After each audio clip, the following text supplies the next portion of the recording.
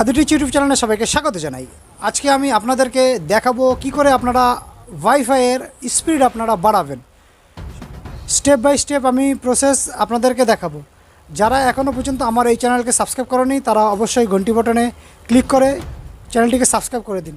আসুন শুরু করা যাক। ওয়াইফাইয়ের উপর রাইট ক্লিক করুন। রাইট ক্লিক করার পরে নেটওয়ার্ক অ্যান্ড ইন্টারনেট সেটিং এর মধ্যে গিয়ে ক্লিক করুন। এতে ক্লিক করতে আপনার সামনে যে পেজটি এসে হাজির হবে তার একটুখানি নিচেই আপনি দেখতে পাবেন advance network setting. Advance network সেটিংয়ের মধ্যে আপনি ক্লিক করুন। ক্লিক করলেই আপনি যখন একটুখানি স্ক্রল ডাউন করবেন দেখতে পাবেন লেখা থাকবে ওয়াইফাই। এই ওয়াইফাইয়ের মধ্যে আপনি ক্লিক করুন। ওয়াইফাইয়ের মধ্যে ক্লিক করলে আপনি দেখতে পাবেন যে একটু নিচে লেখা আছে মোর অ্যাডাপ্টার অপশন, তার ডান দিকে আছে এডিট বাটন। এডিট বাটনে গিয়ে আপনি ক্লিক করুন। এডিট বাটনে গিয়ে ক্লিক করার পরে আপনার সামনে যে পেজটি আসবে তার কোণাতে লেখা থাকবে কনফিগ। কনফিগ বাটনে আপনি ক্লিক করুন। কনফিগ বাটনে ক্লিক করার পরে আপনি যে পেজটি খুলে যাবে তার মধ্যে লেখা থাকবে অ্যাডভান্স। অ্যাডভান্স অপশনে আপনি গিয়ে ক্লিক করুন। অ্যাডভান্স অপশনে গিয়ে ক্লিক করার পরে আপনি একটুখানি স্ক্রল ডাউন করবেন।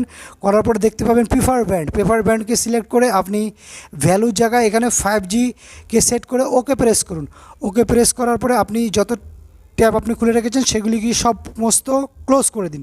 ক্লোজ করে দেওয়ার পরে আপনি আবার পুনরায় আপনার ডেস্কটপে যান, গুগল ক্রোমকে খুলে নিন। গুগল ক্রোমকে খুলে নিয়ে আপনি এবার ওয়াইফাই স্পিডকে আবার টেস্ট করুন এবং এখানে একটুখানি সময় নেবে এবং সময় নেওয়ার পরে সবার শেষে এর স্পিড দেখাবে আপনার কাছে 29.5, অর্থাৎ এখন স্পিডের আগের থেকে অনেক বেড়ে গেছে।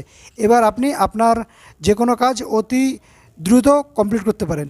এরকম ভিডিও পাওয়ার জন্য এই চ্যানেলটিকে অবশ্যই সাবস্ক্রাইব করবেন। ধন্যবাদ, ভালো থাকবেন, সুস্থ থাকবেন, আবার দেখা।